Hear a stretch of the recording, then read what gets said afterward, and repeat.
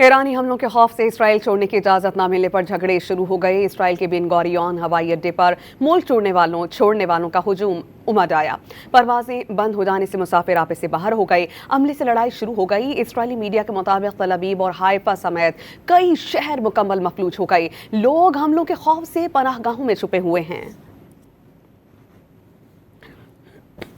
ईरानी हमलों के खौफ से इसराइल छोड़ने की इजाज़त न मिलने पर झगड़े शुरू हो गए। इसराइल के बेन गोरियन हवाई अड्डे पर मुल्क छोड़ने वालों का हुजूम उमड़ आया।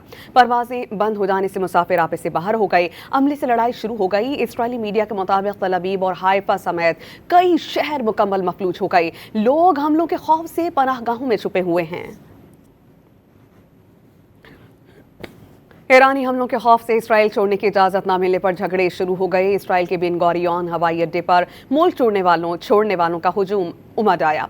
परवाजें बंद हो जाने से मुसाफिर आपे से बाहर हो गए। अमले से लड़ाई शुरू हो गई। इसराइली मीडिया के मुताबिक तल अवीव और हाइफा समेत कई शहर मुकम्मल मफलूज हो गए। लोग हमलों के खौफ से पनाहगाहों में छुपे हुए हैं।